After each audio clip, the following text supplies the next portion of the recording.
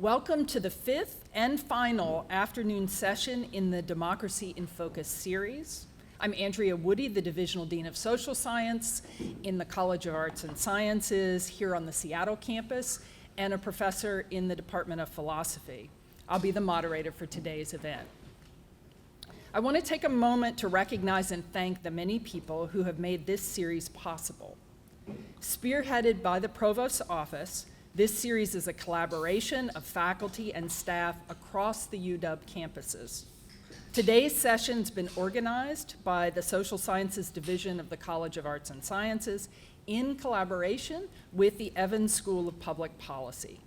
Dean Jody Sanford, who unfortunately can't be with us today, led the efforts from the Evans School, and I thank her for her participation in this. I offer special thanks to Greta Essig and to Lance Kistler in the College of Arts and Sciences, and Jason Johnson and Elizabeth Lowry in the Provost's Office, who've been the backbone of the organization and planning for this series.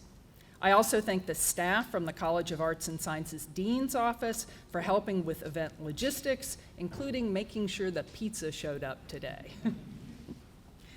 This series aims to create opportunities for informal engagement with issues central to the current election season across our three campuses. We've had sessions focused on political polarization, misinformation, historical and cultural contexts of this election season, legal and political issues related to presidential power, and finally today, exactly 1 week before Election Day, a session focused on voting.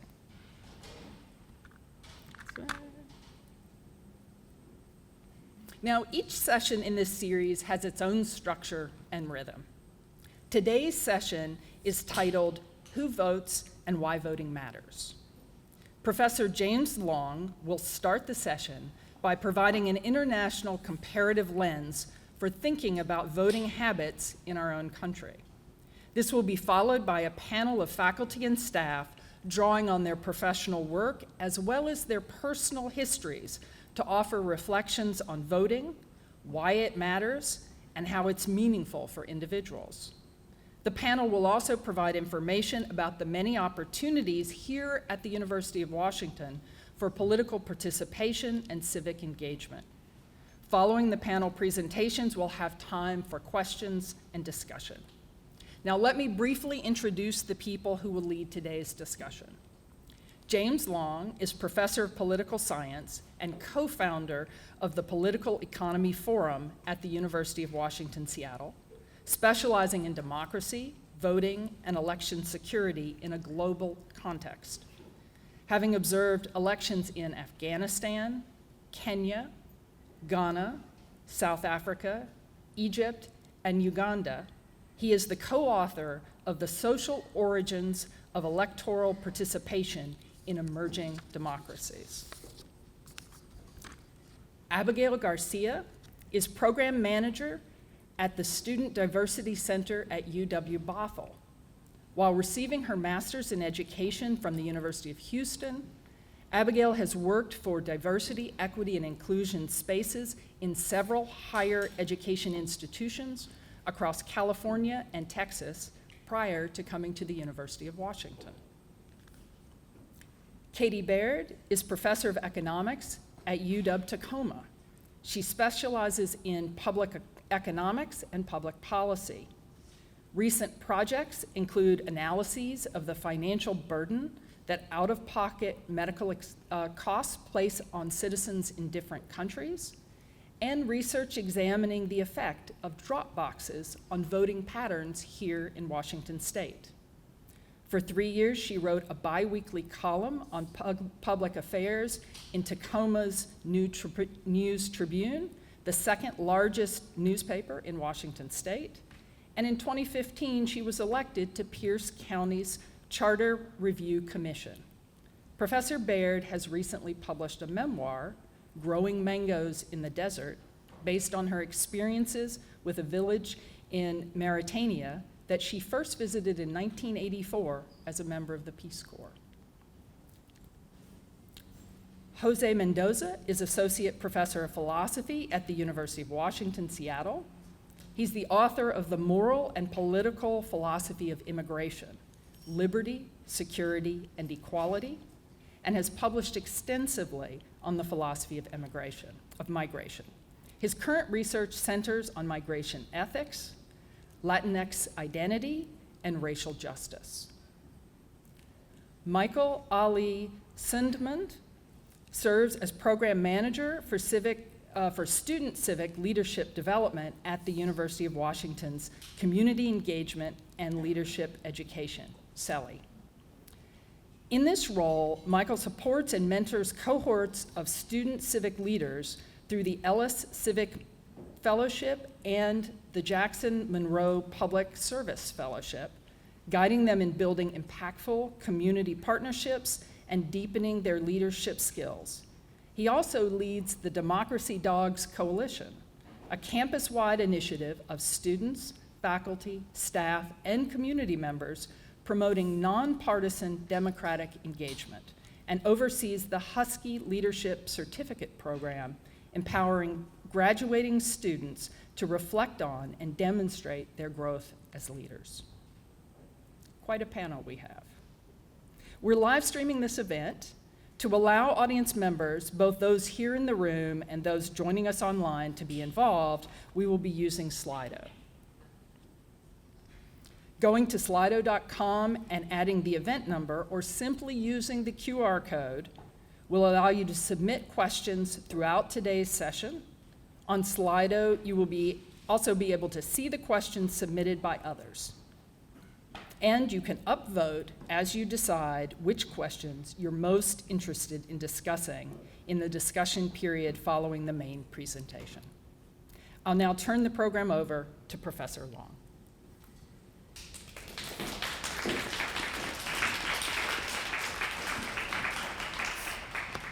Thanks, Andrea, for that introduction, and thank you all for being here today. Okay, who votes and why voting matters? Let's start with this. I want you to take about a minute, okay, and you can write it down, or with grease on your finger on your pizza plate, write it down. If you vote, why do you vote? And be honest, why do you vote if you vote? Or if you want to vote or you're thinking about voting, why? Why do you want to vote? Not who do you want to vote for, but why do you want to vote, or why do you vote? Right? Take about a minute and think about your answer to that question. Why do you vote? Give me some answers. Yeah.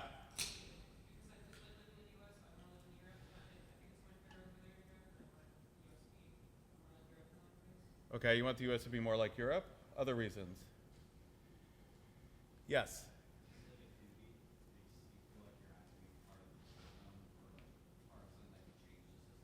Okay, civic duty, somebody who might be able to change the system. What else? Yes. Call me crazy, but I find it fun. I find it fun to vote. How's it fun?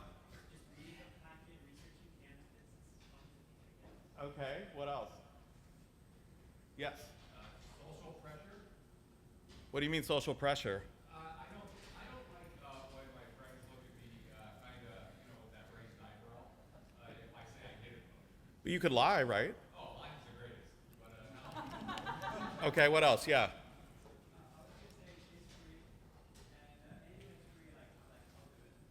Because it's free?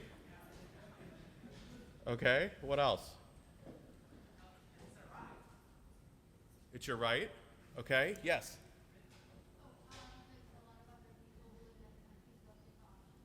Okay. Yes. You never know when your vote might be the decisive vote. Okay. So I'd rather be sure that I did what I could. Okay, what else? Yeah. Okay. These are all good answers, and I don't believe any of them. And in fact, most social scientists don't believe anything that any of you just said.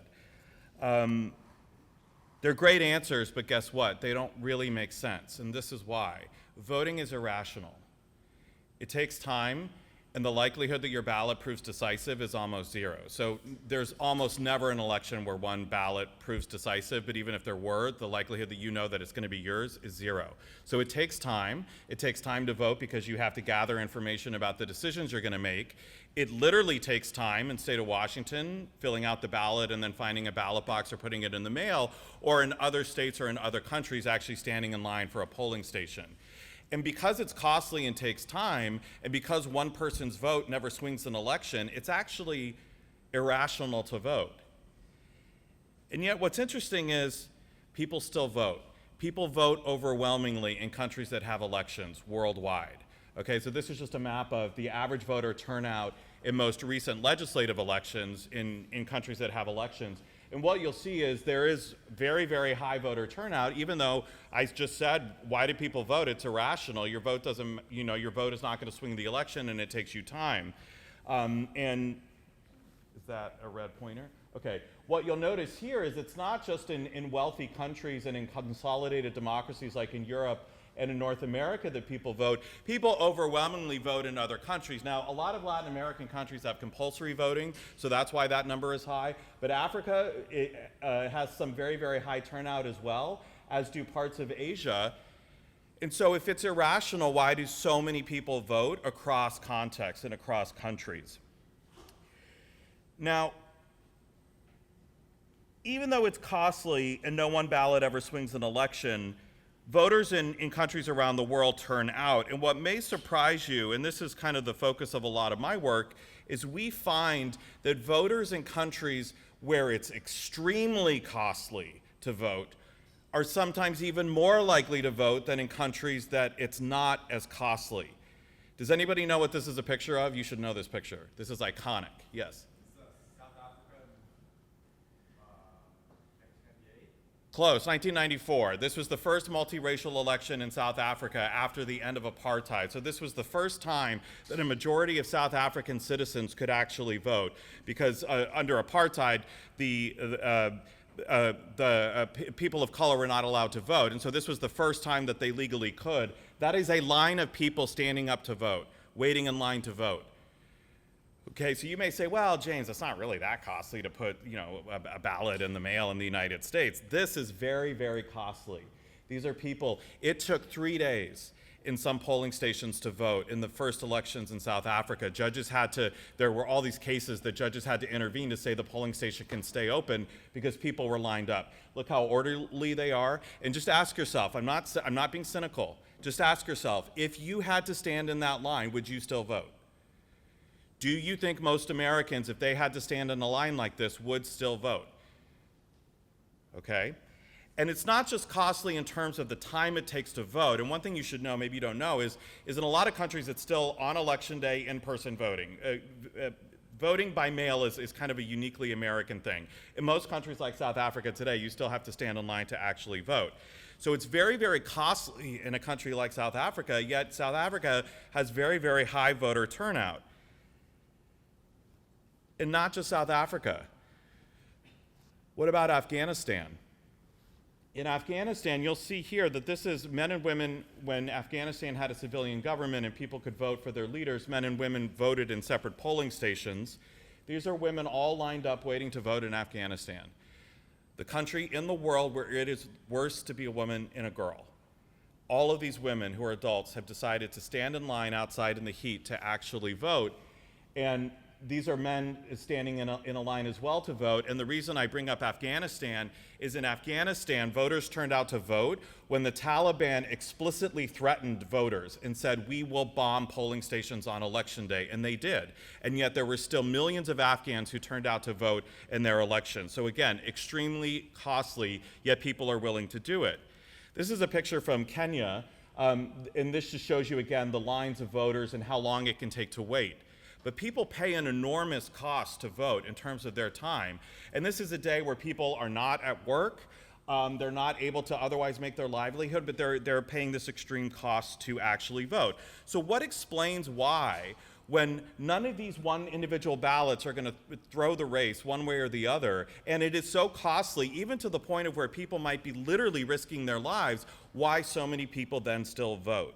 So I set out to answer this question, or try to answer this question, with my colleague, Danielle Jung, in a book that we published within the last year called The Social Origins of Electoral Participation in Emerging Democracies. And we really started with the puzzle of turnout, which is, why does anybody bother? But why does citizens in emerging democracies really bother? And this is kind of what we came up with. And it actually, in a lot of ways, echoes some of what was said in terms of why you think you all vote. This is a polling station in Ghana. This is a picture I took in Ghana in 2008. And so the first part of our answer that explains why we think so many people in emerging democracies turn out to vote is, when people vote at polling stations in other countries, they're often literally voting with their neighbors. Their neighbors are around them, because things like a school, this is a school that's serving as a polling station, and the people that are voting there are people that live around in that area. So it's literally a community activity. People are showing up and turning out and standing next to their neighbors and people that they know. And so what we think is that there's actually a lot of community solidarity that's driving these community members who otherwise would just like to stay home and hope all of their community members turn out, that they actually all turn out together. All right, this is what's called overriding a collective action problem, for those of you who were in 220 with me earlier today, or you've taken another class with me. But every voter would like to just have everybody else vote while they get to stay at home. But what we notice is that communities are turning out en masse together. And the reason they are in emerging democracies, and the reason that there's a lot of solidarity around the act of voting, is because, for example, in Ghana, the government of Ghana doesn't have all the money in the world to give all voters. And the government in Ghana has to be very selective in terms of where it's going to spend money and provide public resources. And the communities that turn out to vote are more likely to get attention from the government, okay? And therefore, if you're a community that turns out to vote, you're likely to then get a new school or a water well or something like that in your area, whereas those communities that are not able to turn out or don't turn out are much less likely to get attention from the government. All right? And so we think there's a lot of pressure on the community for all of their members to engage in this act of collective action together and to turn out as a sign of social solidarity. Now, for my political economists in the room, you're thinking, okay, but how do they monitor? How do they enforce this collective action? You can tell who's voted. Most of you probably don't know this, but in a lot of developing countries, the way you mark a person who's already voted to make sure that they don't vote a second time is you ink their finger. So this is, for those of you in the audience who remember the after the Iraq invasion and the Afghanistan invasion, during one of George W. Bush's State of the Union speeches, the Republican members of Congress showed a purple finger, and that was to show solidarity with the people of Afghanistan and Iraq that now had democratic elections. So this is a young woman who's Afghan, and she's showing that she has voted. And so what you do after you vote is you stick your finger in ink, and the purpose of that is actually to make sure that you don't get in the back of the line and then vote again. Okay, but the effect of that is then you can tell in your community who has actually voted, not only because you're standing next to them in line, but even 2 or 3 days after the election, you can see if they have an actual finger. And what happens is, if you're in Kenya and you try to get on a public bus at the end of election day and people in your community don't see that you have voted, you are not allowed on the bus. If you try to go to a bar or a restaurant and be served and they don't see that you have an inked finger, they will kick you out of the restaurant. All right, this is in South Africa. There's a small marker. And so this allows people to actually kind of be like the eyes and ears. All right? And so how does this then relate to the United States? How does this relate to how we think about why people turn out in the United States? Well, we don't think it's so much about social pressure, although I did appreciate the answer that said you do feel social pressure. And we don't necessarily think it's about, we don't have, in the United States, the government tends to, different levels of government spend money in lots of different ways. If you were one small pocket of a state that didn't turn out, you're probably not going to get completely ignored by the state legislature. But there is something that's a similar analog that we do think drives voting behavior in the United States, which is that people feel a duty to democracy itself, and that causes them to turn out. Because here's the thing about a collective action problem. We all are willing to turn out if we think everybody else is going to turn out and it's going to matter. But if we know that we don't turn out and we think people like us aren't going to turn out and then nobody turns out, then the system falls apart. And so we think that the way in which people in the United States are sort of driven, it may not be something that we're able to articulate, it may not be something that we phrase in this way, but it's what's called a duty to democracy itself. And that people take an enormous amount of pride in thinking about the act to vote. And it may not just be that they're pulling the lever or marking the ballot for the D or the R, but rather that they're sort of reinforcing the importance of this democratic system when they put their ballot in. And then, maybe it's because I grew up Irish Catholic. Like, I feel enormously guilty if I know that I either lied about voting and I didn't, or that I just forgot to vote because I wasn't thinking about it. I feel really bad about it. And I feel bad because I think, well, this is a democracy that other people have had to fight for, and I feel enormously proud to have the privilege, to be able to have the privilege to vote in this country, so that's why I do it. So what's the analog to the inky finger? How do you enforce whether or not people are vote? How do you observe whether they vote? I voted, right? This is literally why we wear this, right? We want to signal to other people that we are good citizens, that we actually took the time to vote. For you all, it may be posting on social media that you actually went out and voted and cast your ballot. It's not the same exact thing as marking your finger, but it's an analog to this idea that we actually want to signal to other people that we're good citizens, and other people might give us the stink eye if we don't have an I voted sticker on election day. And so we think that's kind of the analog about how it works in both emerging and consolidated democracies. And I think the other thing to think about is, then why does voting matter? Well, for here, it's not so much that voting matters in the way that we think it does for villages in Ghana, not receiving attention from the government. But there is a way to think about how voting does matter for young people or any demographic in a country, which is that if you don't turn out to vote, the government does not care about your interest in your issues. So if you don't turn out to vote, do not expect the government to differentially pay attention to you. If it's the boomers that turn out to vote, it should not surprise you that health care and having to pay for Social Security and Medicare are going to be the things that both parties try to pursue.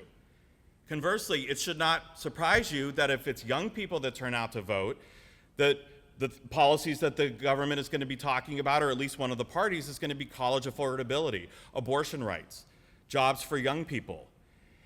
And so whether we think about it as being a village in Ghana or a demographic group in the United States, when young people turn out, or when any type of people turn out, the likelihood that the government is going to pursue interests that align with that group is much greater than if they stay at home. And so I like that somebody earlier said, well, if you don't turn out, you can't complain. That's right. Literally, do not complain if you don't turn out. Because why should a government pay attention to you and care about your issues if you haven't even bothered to turn out and actually vote? And that's just the first action. Turning out to vote is an important thing, but then actually following up and making sure that the government is accountable. And so even though a single ballot does not swing an election and your vote doesn't count in that respect, I do think that you should think about your vote mattering as a group of people, whether you turn out as members of this campus, as members of a certain demographic group, or other types of interest. Politicians are going to look at those voting results and say, well, you know what, young people really sat home, so why should we care about what young people want? We shouldn't. We should look at the people that actually turned out. And so thinking about how does your vote count, again, it's not so much that it swings an election because your one ballot tipped it this way or that, but rather that particularly for young people, and young voters are defined between the ages of 18 and 29, you will be ignored if you do not turn out. And you will be ignored. It's not that the Republicans will ignore you more than the Democrats, it's that both parties will ignore you relative to other demographic groups that turn out. And here's maybe, if I haven't convinced you thus far, I'll convince you now. There is a single demographic group defined by age that now is more Republican than Democratic. And every other age group is more Democratic than Republican. Do you all know what age group is more Republican than Democratic? Boomers, Gen X, Millennials, Gen Z. It's your parents. It's Gen X. When I was growing up as a millennial, we always heard that it was the boomers that were more likely to be Republican than Democratic, and that there was sort of a linear relationship that the older you got, the more conservative you got. And that may be true in certain respects, but right now there is a huge age difference. Those who are the very oldest, the boomers, are actually leaning slightly D. It's your Gen X parents who had great music, great fashion, all the rest of it, that are the one demographic group that is leaning towards Republicans over Democrats. So if you're a Democrat, if you're a young person, that should really, really piss you off. If you're a Republican, you should know that is really the only demographic group that's going in that direction. And there's a lot of different explanations about why that might be. But what this means is that it is very clear that at different phases in lives, different cohorts change their interests, or they have different political cultures, or they have different ideas about politics. And Gen X is really the only demographic group right now defined by age that is swinging in the Republican direction. And that's been very, very surprising, because it's always sort of been middle-aged to older. So I end that by saying, do the hard work of managing to vote and turning your ballot in. And also, this is a picture on the left-hand side of South Africa, is recognize the solidarity that as young people that you have with young people in other countries that have had to fight for the right to vote and have had to pay enormous cost to actually do things like stand in line all day before they get to cast their ballot. So if there's no other reason to vote, then I say it's that so many people have fought for that right, and that it's so costly. At the same time as recognizing that truly your interests will not be taken care of or be paid attention to unless you all turn out in mass numbers. So that's my last message. Thank you.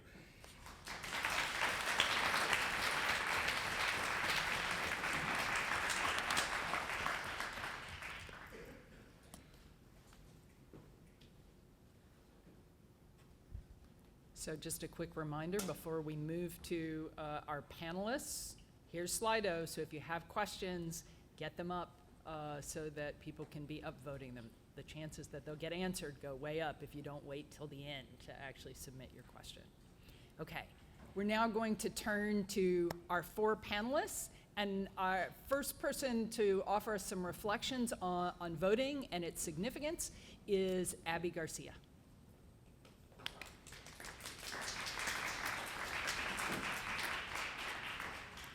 Hi, everyone. Okay, I'm a little short for this. Okay, so how many of y'all have walked into any spaces or resource centers on campus like the Q Center, any of our friendly DEI spaces?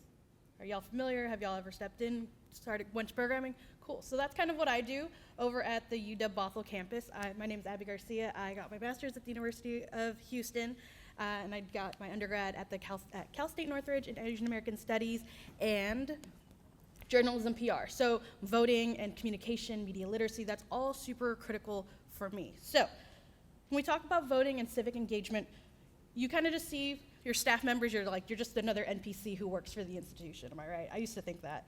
I'm like, you're just another person, you're here for an 8 to 5, and then you go home, and then you come back.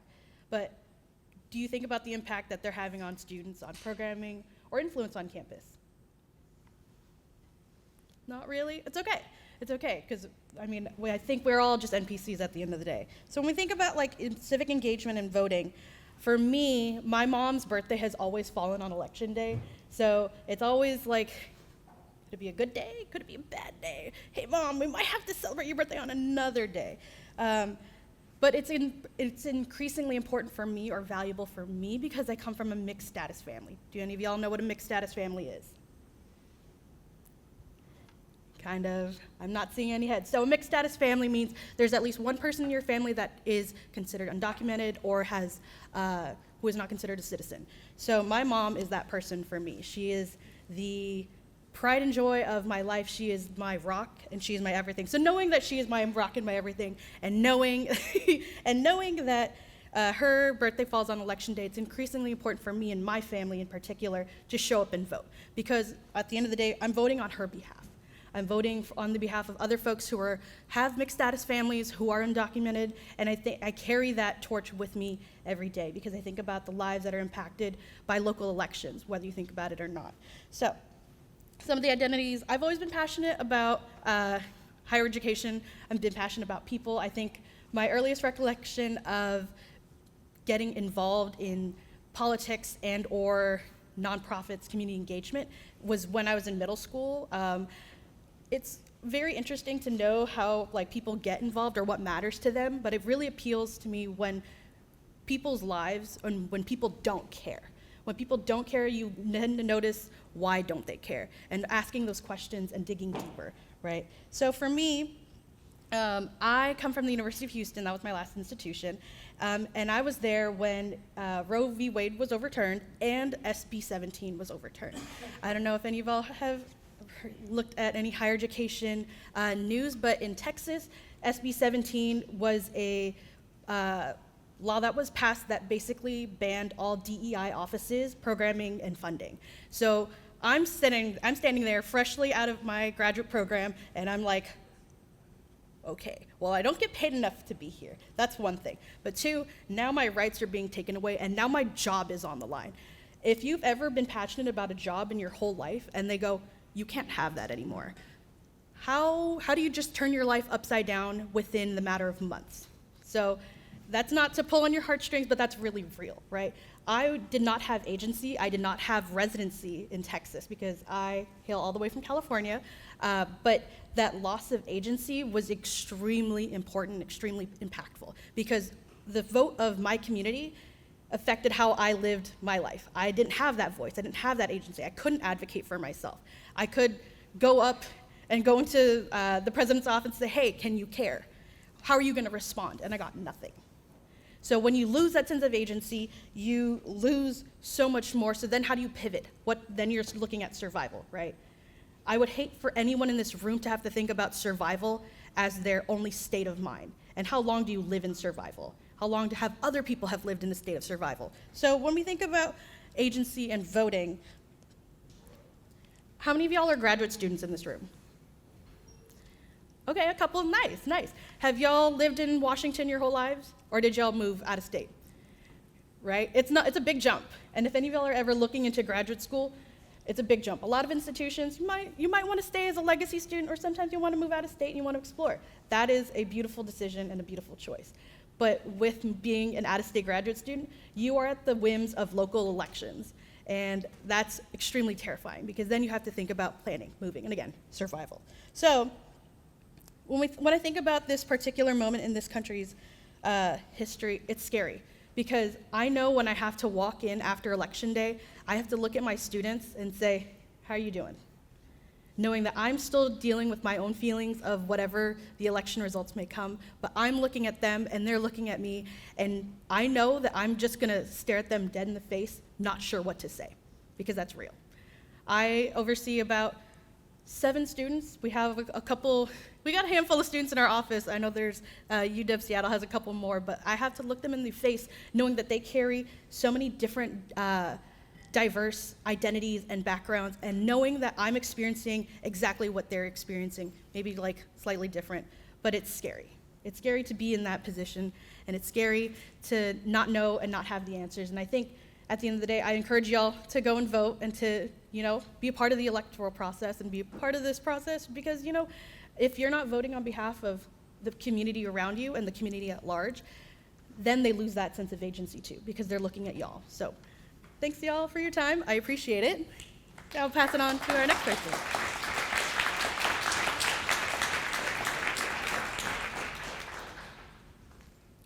Next, we have Jose Mendoza from the Department of Philosophy at UW.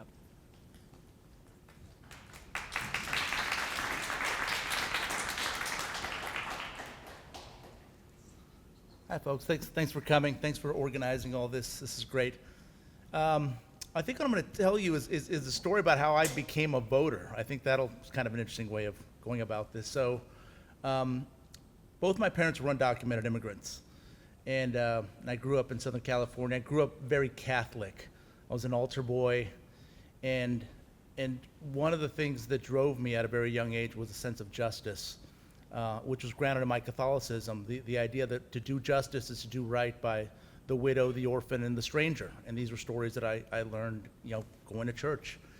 And that drove me in different directions. It made me anti-death penalty. It made me pro-immigrant rights. It made me do all these things that to other folks seemed very radical. But to me, it seemed like this is just what I was taught at a very young age was the right thing to do. I turned 18 and I didn't vote. And I didn't vote not out of laziness, not out of not caring, but I was very upset. And I thought that if I voted, in a sense, I was legitimizing institutions that I thought were participating in, at that time, I thought participating in sin. So I was a very upset young social activist kid. I went into community college, and the first thing I started doing was organizing. I began organizing not in the United States, but cross-border organizing in maquiladoras. If you don't know what maquiladoras are, they're industrial sweatshops that exist on the other side of the border. I grew up in San Diego, so I would go over to the Tijuana side and organize. And for a long time, you could not convince me that voting mattered. There was a time there in my late teens, early 20s, where I thought the way you're going to make change is only through organizing the oppressed and helping them find liberation. And when I turned 22, I voted. And I voted because at that time, this was the 2000 election, and don't boo me. I was a young kid. I voted for Ralph Nader, and not to vote for Nader. I went out and I went out and organized and you know, really pushed and talked to people and tried to convince them to vote for the Green Party. And for most of my life, I've actually been a voter for third parties. And now I'm an active voter. Those experiences, it's interesting. It's almost like a gateway drug. It's like a slippery slope. So I started voting with Nader. Now next thing I know, I'm voting in every single election. But what I started realizing was a couple things. One is the election like the one that's coming up is super important. But you know what also matters are the elections in between. The things that come up for local elections will have as much, if not more, of an impact in your lives than these like big elections where you start, you know, voting for federal candidates and so forth. But what I also started realizing, well, I should back up a little bit. When I was 18, my mom was very upset with me. So I told you my parents were undocumented. They'd gotten their green cards. They weren't citizens. She was so pissed at me. She's like, I can't vote. Why don't you vote for me? And when you're 18, some of you are probably 18, right? They can't tell you anything, right? I knew what justice was, and I was not going to legitimate what I thought was an unjust system. But there was something right about what my mom said, and so part of the reason I vote now is, in a sense, to continue to support the orphan, the widow, and the stranger, like to speak for those who don't have a voice. And when I fill out a ballot, I'm very mindful of that. There's a lot, you know, once you become a professor, man, you're like middle class, there's all kinds of policies that, like, financially, I might be better off, you know, voting over here. But I know that that's not taking care of the orphan, the widow, and the stranger. So I will vote against my economic interest because I don't think it's just. And even if my party doesn't win or I don't, the things I vote for don't come to fruition, I think it's important to register this. Because what I didn't realize when I was 18 is that when I wasn't voting, they could just ignore me in a way. So I still think some of the things I think when I was in my late teens and early 20s are true, even though a lot of things have changed. I've no longer consider myself religious, for example, but a lot of the sense of justice that was imparted on me at a young age, I still hold on to. But so I still believe that organizing is still going to be one of the ways that we can make change. So despite what happens in the election, you know, you should not feel deflated. If the election goes your way, like our way, like that's great. You know, take pride, take some solace in that. But don't think that the way we're going to actually make this world better is just voting every 4 years. For at the very least, vote every other year, or vote every time we have elections.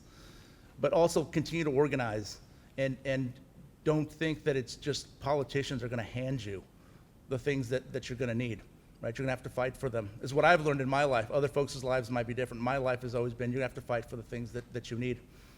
But I also came to realize that I was leaving a tool on, I was not using a particular tool by not voting.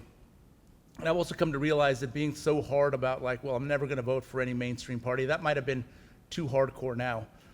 This year in particular, and in the last election too, I might not necessarily be voting for somebody, but I'm voting against something. I'm voting against something that I don't think this country is. I'm rejecting something in particular, and I think that's powerful in and of itself. So anyway, these are just some thoughts I had, and thank you for listening to my story about how I became a consistent voter. Thank you.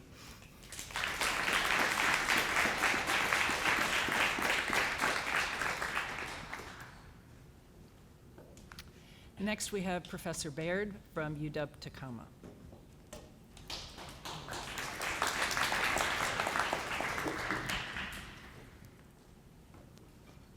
Hi, everyone. Good to see you. And thank you for the opportunity to participate in this conversation and to be a member of the panel. I appreciate it.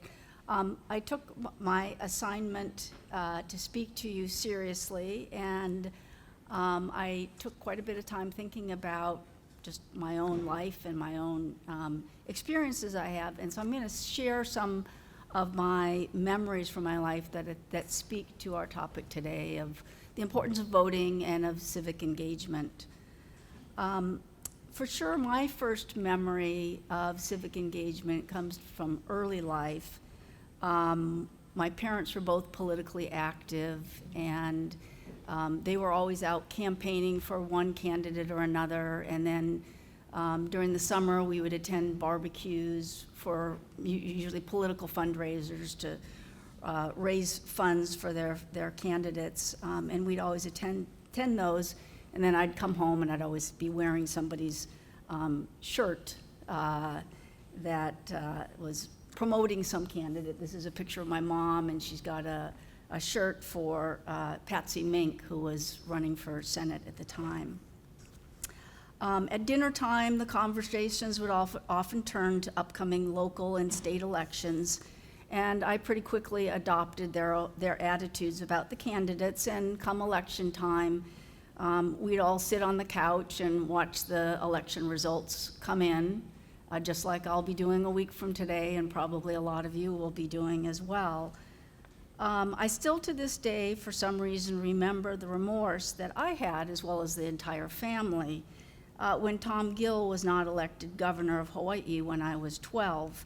And that remorse has become even acuter with age, as I've come to understand that Tom Gill was on the right side, but unfortunately, the losing election of the battles over Native Hawaiians' right to government land in Hawaii. So all to say that our votes matter. This is a picture of Tom Gill and an article when he passed away about a decade ago. I also remember in 6th grade, our teacher gave us an assignment to write to someone we admired for advice about the future. Maybe some of you have had assignments when you were in elementary school like that. For me, the choice of who to write to was pretty easy. It was either going to be Willie Mays or Patsy Mink. For a lot of kids of my era, Willie Mays was a childhood hero, and in fact, every morning when I woke up, the first thing I'd do is go get the local newspaper and check out the box score to see how Willie Mays had done the night before when he was playing in San Francisco. But Patsy Mink won out, I think because she was the first woman of color to be elected to the U.S. House, and my mom had made sure that I met Patsy at one of those summer barbecues. In an era when girls couldn't play baseball, Patsy was a welcome pathbreaker and a model for me. Patsy did write back, I still have the letter, urging me to go to college. That was her advice for me as a 12-year-old. Well, I certainly listened to that advice. I'm still in college. I'm not sure that's what Patsy Mink meant, but here I am, just passing my 25th year at the University of Washington.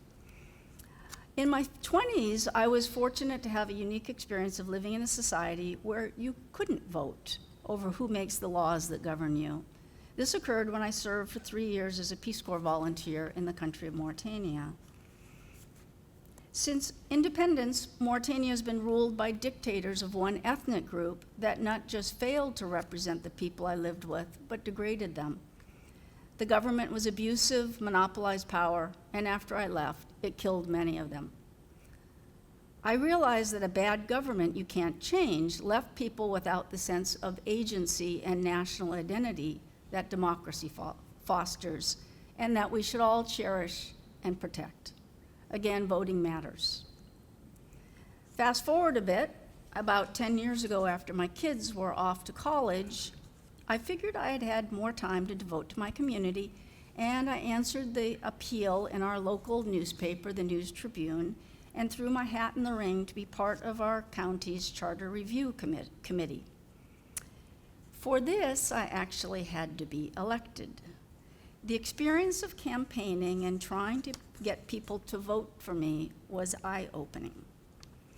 A campaign advisor gave me a map of residences to doorbell in my jurisdiction, and I was shocked to find that complete streets were left off the map because people on those streets didn't vote.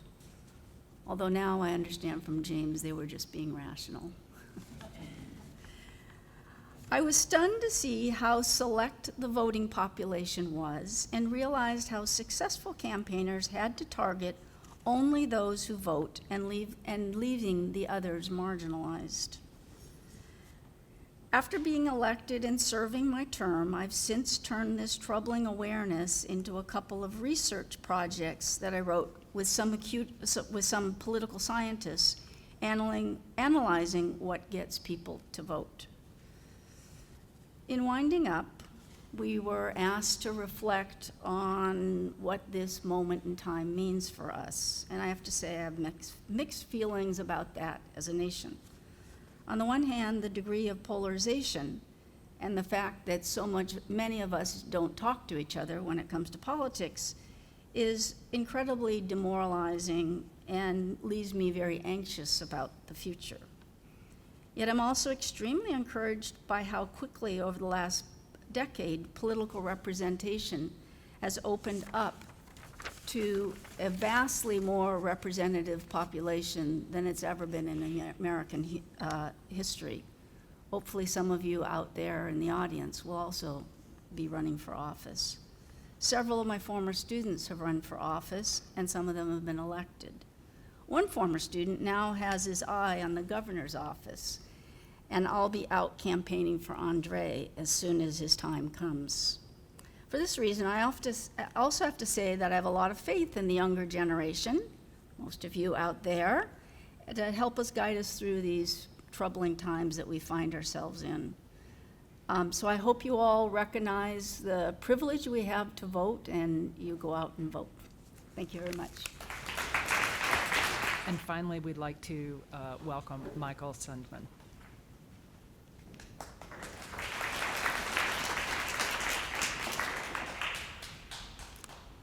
Hi there, thank you for having me. I'm not a professor, I'm a program manager. I work with students directly every day, and I have the privilege of getting to see students make meaningful impact in civic engagement, in elevating our democratic processes here on campus. I think it's what keeps me young and pushes the darkness of apathy away. So I appreciate every single one of you who is here right now. You could be doing so many other things, but you're here. Hearing these discussions, participating in these conversations, and I really appreciate that. So because I do this work so often, I really took to heart the questions that were offered to us in preparing for this speaking panel. I really encourage my students to do a lot of reflection, to get to know themselves, and this has been a process for me. I've used this panel as a reflection on everything I've been working on. So there was 4 really great questions that were offered up, and I hope that you can think of them personally as well. When did you first learn about the importance of civic engagement in voting? How do your identities influence your understanding of this right of citizenship? Have there been times when you really questioned the importance of voting? And how do you understand this particular moment in the country's political history? So all of the panel speakers, we had to think through these, right? And I have very intentional answers that I offered up for each of these that I think can highlight the work I do, the appreciation I have for the students that I get to work with, and my hope for the future. So growing up in a household and community where civic engagement was highly valued, I often heard about the importance of voting and community action. My family embraced the power of democracy, particularly in the local level, on our affluent Long Island, New York town. Each year, our community consistently voted to pass a school levy, directly funding enrichment programs and resources that benefited families, including my own. You see, I grew up in my grandmother's basement with my single mother, so we really relied on the affluence of our community to enrich our lives.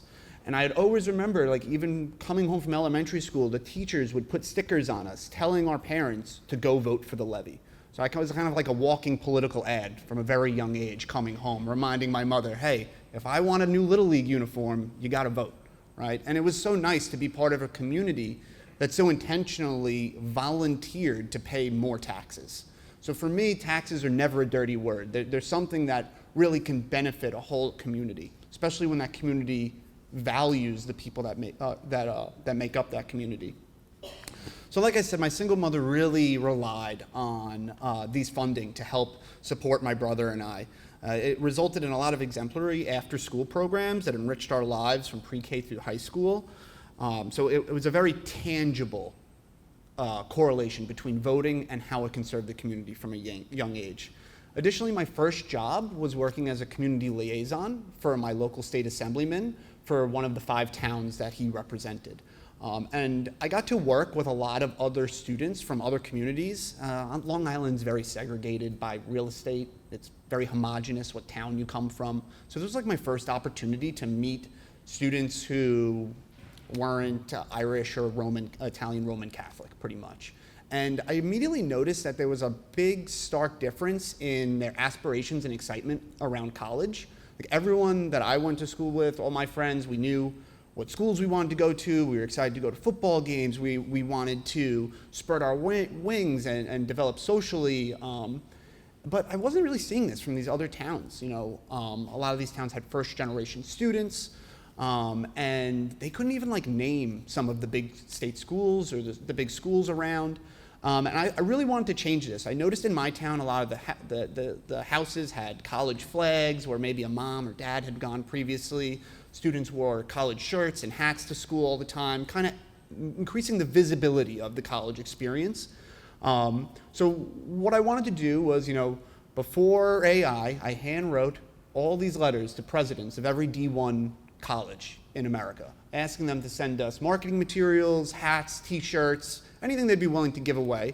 And at our annual 3-on-3 basketball tournament that now serves over 5,000 youths from pre-K through high school every year, we created a mini college fair, right? For the students who weren't really getting that drive to go to college from home, right? We decided that the community could provide that.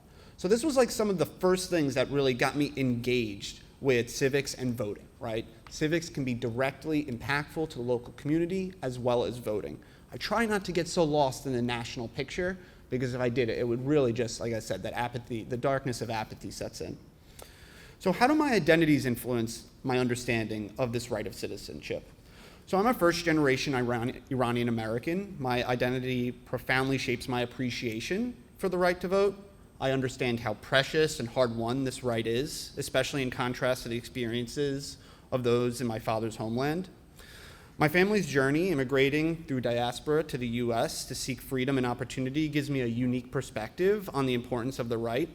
All 5 of my father's siblings went around to every council in Iran and entered their visa lottery program, right? They put you in a bingo spinner and they select a name and then you get to be a citizen, right, in one of these countries. So I have family members in Western democracies all over the world. Norway, England, Spain, Malaysia, and I've had the opportunity to visit these places and see how these societies operate.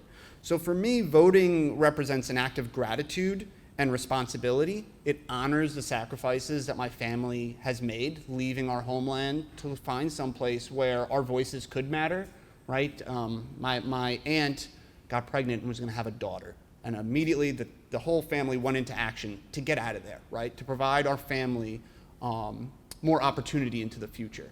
I shared this story to highlight, something that we kind of take for granted, which is the right to vote, right? For some people, they move countries, they move thousands of miles just for that right.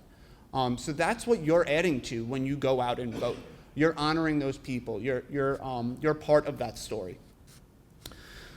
That being said, there have been times where I definitely felt that darkness of apathy set in, right? There have been times where I've been questioned the importance of voting. I was a Bernie bro back in the day, and I'm sad about how my man was treated, right?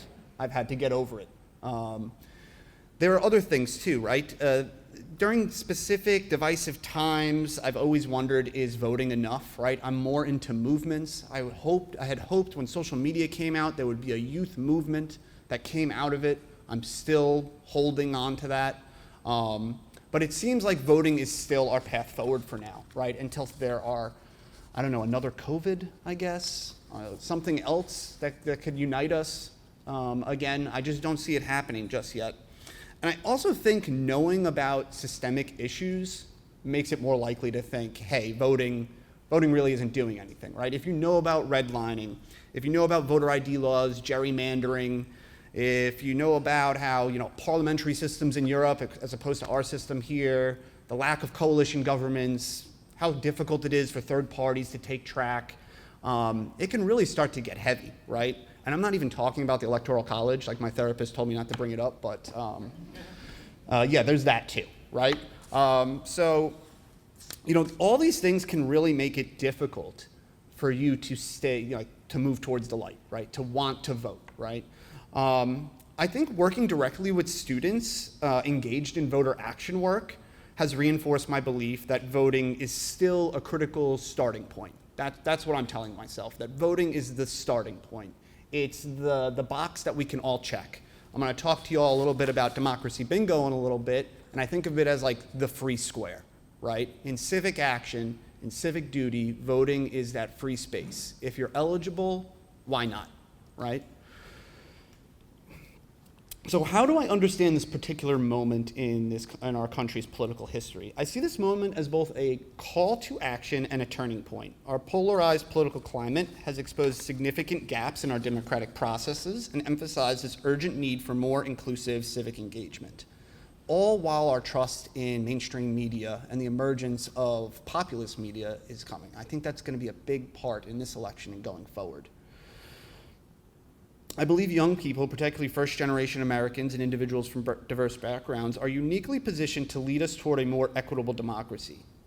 I feel ready to live in a world led by women and those who have historically been excluded from the halls of power. I really believe their perspectives and resilience are what our democracy needs at this critical time.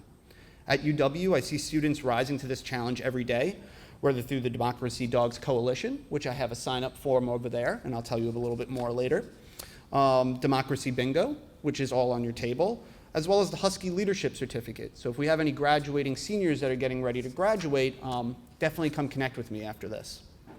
These programs and the students who champion them reflect the resilience, creativity, and commitment necessary to address today's political challenges. They remind me that even amid division, there is an emerging generation prepared to lead with integrity and innovation. And it's really nice to share space with all of you today because that's how I see you. An innovative generation ready to take the lead. I think it's beyond time that we have a youth movement, and I think you should all feel appreciative to be a part of that. So I'm going to talk a little bit about Democracy Bingo. Democracy Bingo, there's cards here on your table. On the backside, it has all your pertinent voting information, so you can't forget all the dates that you need, but at this point, I hope you know.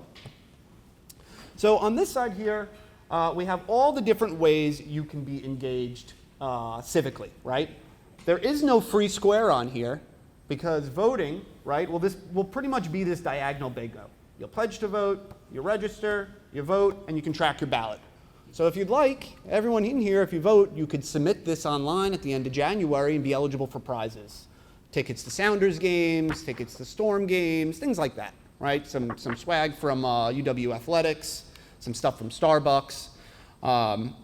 And what this does is hopefully gamifies your civic participation, right? There are so many other things to do other than vote, right? You can volunteer your time.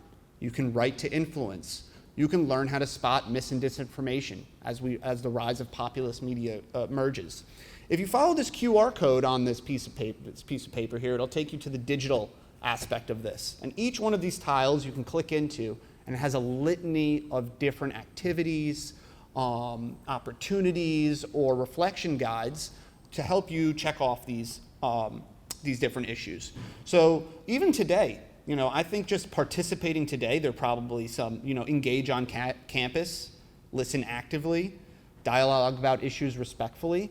I want you all to see that many of the things you're already doing is civic action. And civic action is a skill that you develop over time, right? So while we don't have the entire student population in here, we do have all y'all, right? And hopefully you're making a lifelong commitment to civic action and voting, right? By your commitment to being here today. So a little bit more about bingo, right? You can submit it 4 across, down, diagonally, whatever you want, honor code, okay? There's a Google form that you can lead to if you go there to submit. There are a lot of these on campus. Every student who went to an orientation got one, be it freshman, transfer, or graduate. We have over 20,000 of these out on campus. Every student who got into a first-year dorm received this. We're specifically trying to target first-year voters, first-time voters. And you'll also notice that each one of these incorporates international students, right? So it's not just register to vote, or help someone to vote, right? We wanted international students to be part of the buy-in, right? There's this thing called bystander effect. I used to do hazing prevention here at the school, so if anyone's ever done the hazing prevention training, I apologize, that was me. And one of the big things there is bystander intervention, right? You may not be the person hazing, but you could be the sorority woman who knows of the hazing, right? Speak up, right? The same thing goes for civic action. You may not be eligible to vote, but you can let your peers and your friends know how important voting is to you. You heard about a lot of panelists who are talking about how they were they're voting on behalf of someone else, right? Think about how that can play out in your lives. Like I said, you can submit this. I want to be mindful of time here too. Some of the things that I manage is like the Democracy Dogs Coalition. That's just a monthly Zoom meeting, 1 hour long, that has staff, students, elected officials, faculty. We all come together and kind of share out what's happening across our decentralized system here, right? Because there's like political science is working on stuff, OMAD is working on stuff, the provost office is working on stuff, and this is a great place to create community around all this action. It's a great thing to add to your resume without having to do too much work, right? Just go into a Zoom meeting once a month, and you can really stay tapped into what's going on. We have the Husky Leadership Certificate, which is an opportunity for intentional reflection on your leadership journey as you graduate as a senior or a super senior. Then I'm going to give you guys a little insider knowledge. So this bingo card ends on January 31st, but we're going to have a brand new program, school-wide, called the Civic Action Scorecard that it turns into. You can have the option to create a profile online on this platform called GivePulse, and you'll be able to earn points for all the different things you do, right? In regards to civic action, volunteering, playing sports, all these things, right? And these different point levels will allow you to get badging and certifications that you can add to your LinkedIn, that you can add to your resume, that you can add to your social media profiles. So that's something that's going to come out of this bingo, and I'm looking for students who want to be part of a student leadership board to help determine what activities will be included, right? So if you Google Civic Action Scorecard on any of your devices, you'll see this is a program out of Miami-Dade colleges. It's been around since the 90s, and we're going to be the first school to deploy it on a major level. And we're hoping to serve as a guide for the other schools in our state, right? So that Washington schools can be public and private schools for the public good, right? And this is one of the ways that we'll be initiating that. So if anyone's interested in that, I have a table set over there with some different materials and sign-up sheets, and I encourage you to put your name and email down so that we can stay connected. Thank you so much.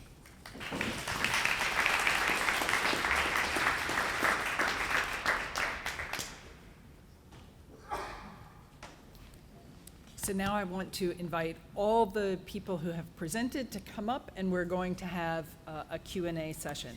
I'll say, I've been watching Slido a little bit. We have a ton of questions. We've had great questions at every session, I will say. Really good questions and that we couldn't fully address. And today, we have that in spades. There are a huge number of great questions. So for those of you who are interested in figuring out which ones we actually get to, vote now if you haven't. And if you have any burning questions that you haven't submitted yet, get them in the queue. Okay. So here's a question that has received a lot of votes. How concerned should we be about the burned ballot boxes in Washington State? I believe they caught the gentleman who did that. Oh, sorry. I believe they caught the gentleman who had been going around doing that. I think there's always the chance for something that to go like a little viral, right? Someone sees someone else do it, then they start doing it. Like lots of different behaviors have that viral aspect. Unfortunately, suicide has that like viral aspect of it. So sometimes these negative behaviors in society, they could be replicated. But this person had been apprehended. I believe the amount of ballots that were burned weren't that many, but yeah, it's kind of scary, right? These different things that could happen. Definitely understand that apprehension. It goes to show you that maybe if you are concerned about something like that, maybe day of voting is a good way to go forward for you. Okay, I'll move us to the next question. Thank you. And this is an obvious one. I think lots of us in Washington State have thought this at various times. If you don't live in a swing state, does your vote actually matter?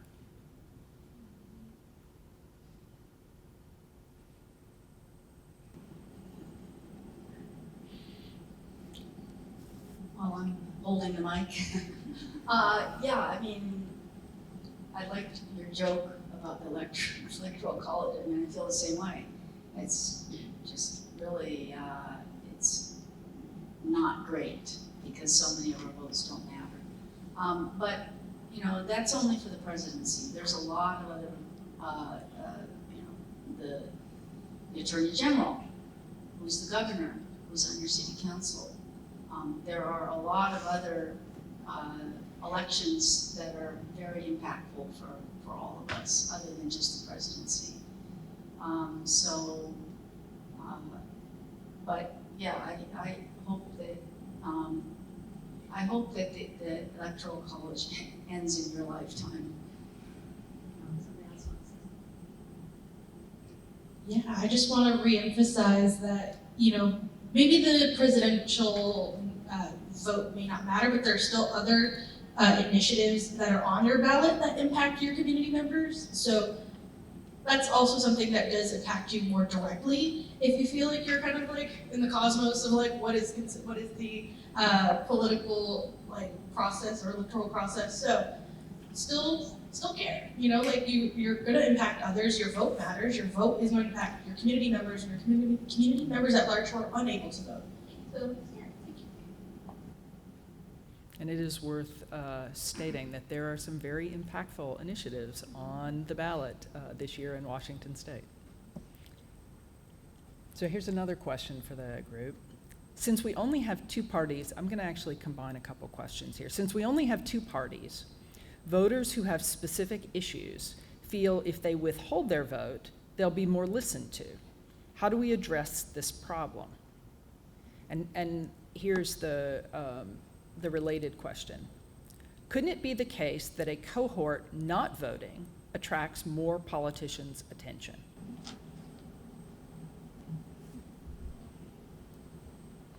What policy did Jill Stein get after throwing the election in 2016? What policy did Ralph Nader get? What policy did Bernie Sanders get? None. Zero. It's a wasted vote, and if it's likely that one of those sides would go towards a candidate, meaning if you were Jill Stein or Ralph Nader, you probably would have voted for the Democrat in the absence of it. They're not going to pay attention to you, and why should they? You wasted your vote. Just said, I mean, that was in the way the question was asked, so they shouldn't pay attention to you and they won't. Running as a candidate for one of the main parties, excuse me, that will get attention. So Bernie's ideas have been paid attention to because he ran as a major party candidate, even though he's not a Democrat. He ran for the Democratic nomination. But throwing your vote away or withholding your vote is not going to get you anything, and nor should it. That's my opinion. I don't totally. There we go. Is it on? I don't totally disagree, but I guess I do disagree. I think if you're in Washington and there's someone who better represents your views, vote for them. I think voting does matter. And I think what discourages people is to be told you only have these two options or you're throwing away your vote. So I think the only way you throw away your vote is if you don't vote. If you want to vote for a third-party candidate, do it. I'm not doing it this year. I've done it many times, but I'm telling you, go ahead and do it. Don't let people discourage you from voting for the kinds of things you think are right. I have a question. Has anyone ever heard of ranked choice voting? Oh, that's what I like. Hopefully we all know about ranked choice voting in the future. I think that's our path forward. Fortunately, Seattle, I believe in 2027, is going to start using it for primaries and local elections for city attorney general and mayor and another position. Ranked choice voting is your opportunity to still cast one person, one vote, but to list your order of preference, right? So if there isn't a plurality of voters, they take your next best option, right? And I think that's great because you can at least say, this is who I want the most, right? And in certain jurisdictions, like I'm from New York City, they do ranked choice voting. That allows them to then say, well, maybe we should use more public funding for these third parties, right? For their campaigning.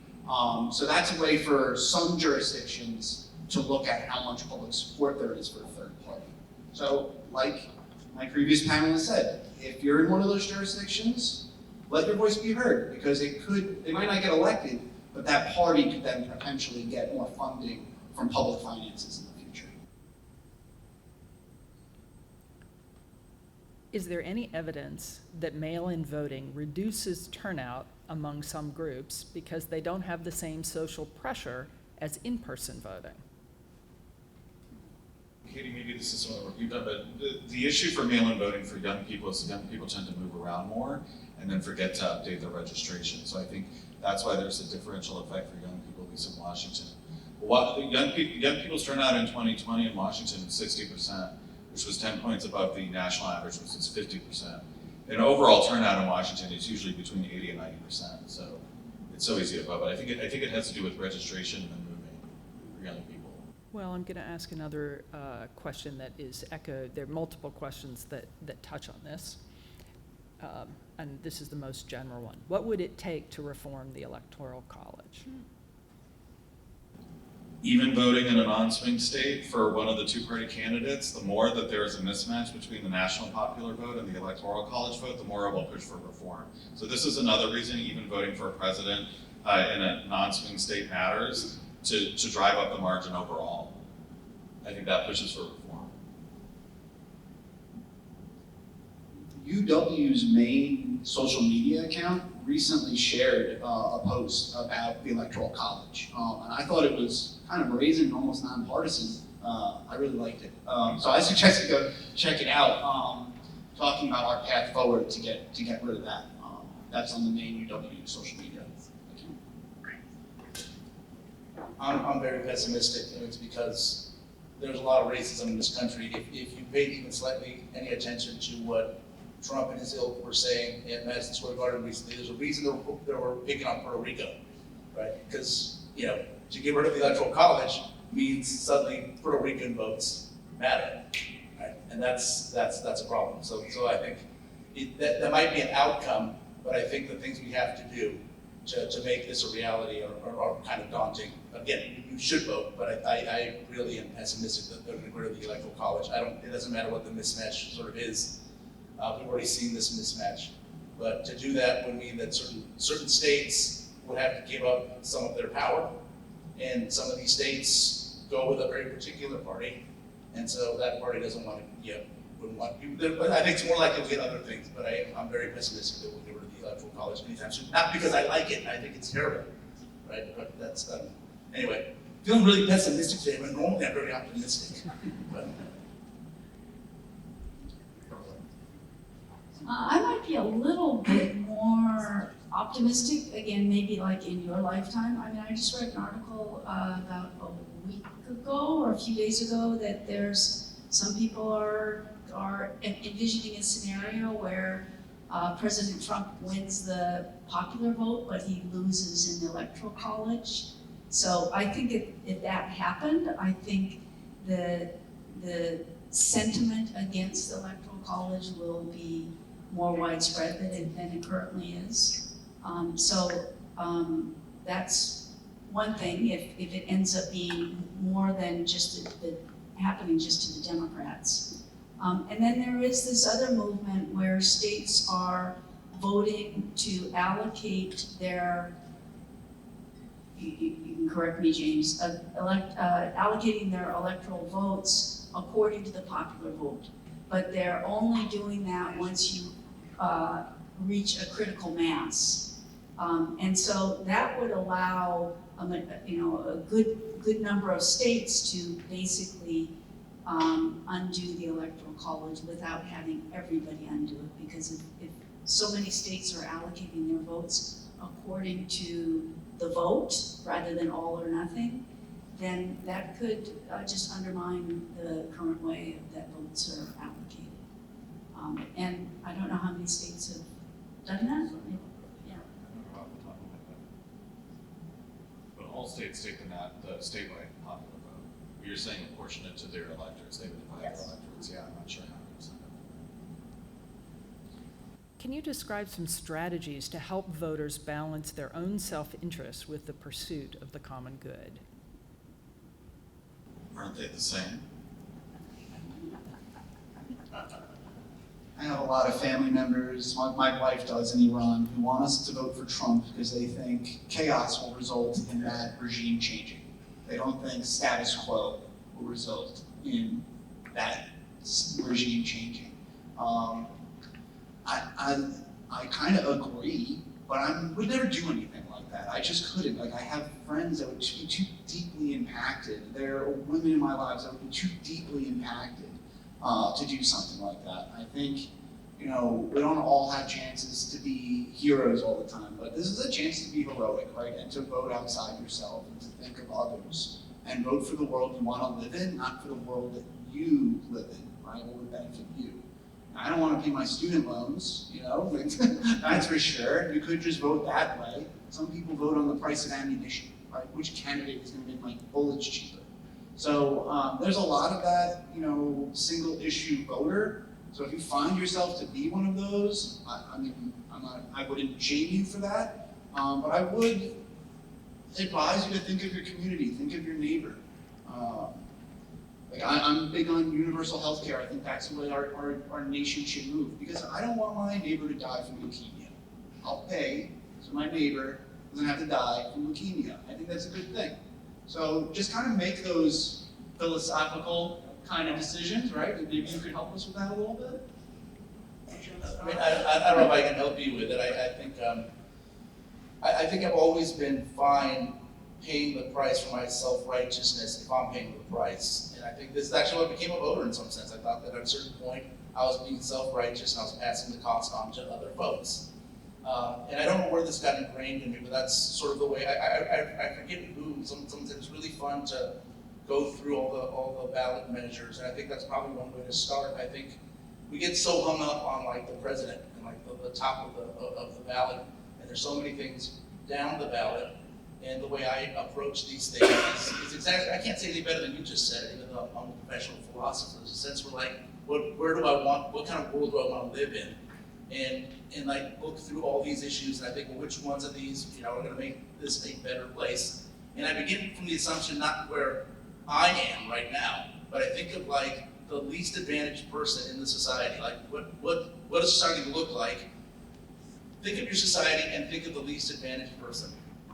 And now think of the society you want to live in, and then again, think about what would it look like to be the least advantaged person in that society, right? And sort of start voting in that sort of direction. Imagine that you know, maybe it helps you think about yourself, like, what if you're the least advantaged person in that society, right? What would you want in place? I would want universal health care in place. Like, I don't want to die because I got a, you know, like a mess, like a cavity in my tooth. You know, there's all these things that people are dying from that are like curable.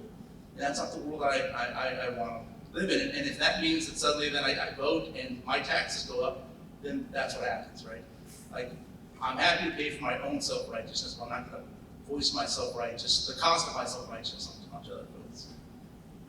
Yeah, something I'm hearing a lot from my own students is they are asking themselves, like, they're feeling that apathy, right? Of like, I feel like I may have to like lead with just a single issue, like kind of guiding my vote, but then there's so many other things. So me in my office, and I have some of my students and my colleagues in the back of the room, they know that we practice something we call yes and, right? Like both, many things can exist as truths all at once.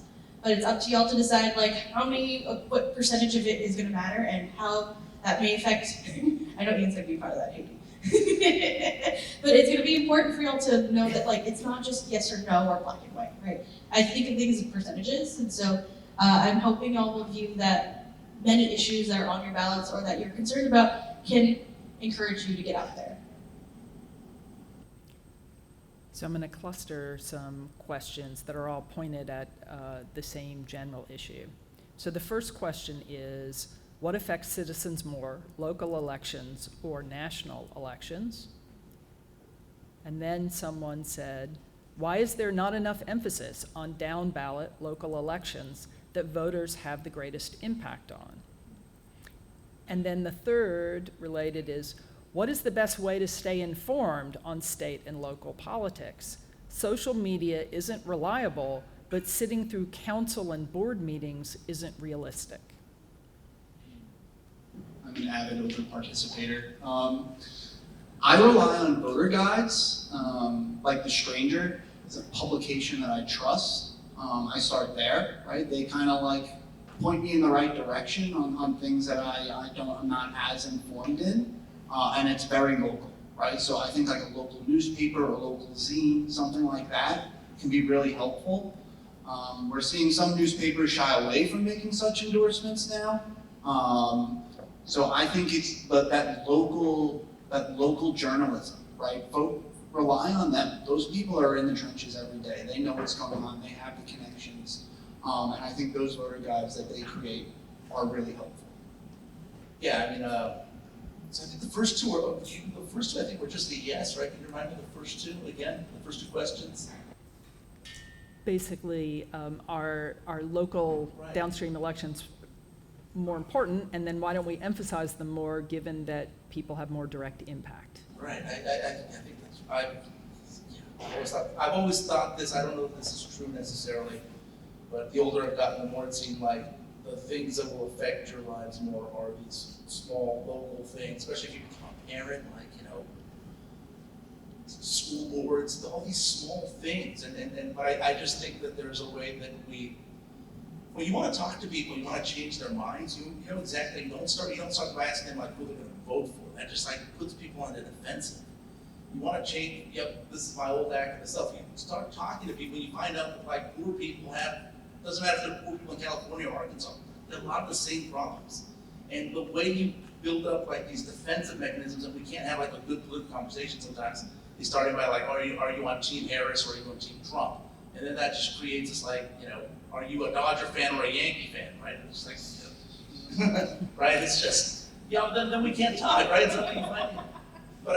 And so, yeah, and I think locally there's just so many things that like a lot of folks are actually in agreement on if we just could talk about this. And sometimes I feel like then it's like, well, if you're a Trumper, I'm not going to listen to you. If you're a Democrat, you're a lib, I'm not going to listen to you. Yeah, I think we start at the wrong end sometimes. So that's probably one of the reasons. I've always been, and another thing I'll just plug, I'm a big fan of NPR, so NPR, but I love The Stranger too, by the way, so that's great, but yeah, other folks have things to say. Anybody else? so I think we are about out of time. So I'm going to call an end. I will say there are still 20 questions sitting in the queue. So one of the things that I encourage is that our panelists go and look at all the other great questions that are there. I thank you all for that. I just want to say that the whole series was put together in part by the recognition of what a hard year we had last year. And I think one of the core themes that we saw was that at a national level, there was a lot of negative attention given to activism and political awareness on the part of young people on college campuses all across the country.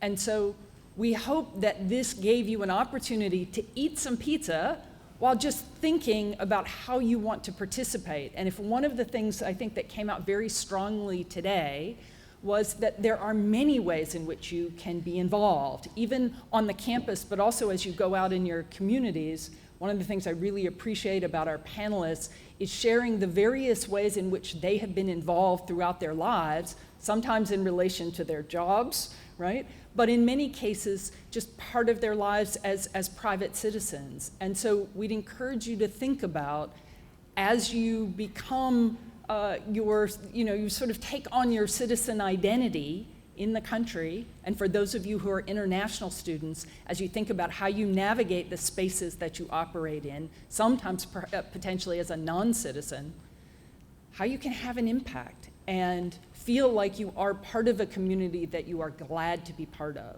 We hope that this conversation has helped with that a little bit.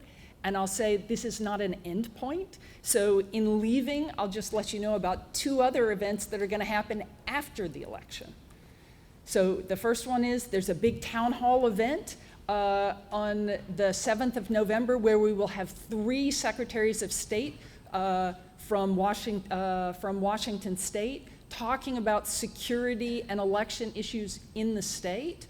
It'll be a great set of panelists, as well as many of our faculty will be participating there as well. And then on the 12th, there's going to be a post-election panel coming out of the political science department that again will have Professor Long, but other faculty as well, to think about where we are once we know the results of the election next week. So we encourage you to vote, and I appreciate you all being here. Hope you all have a good night.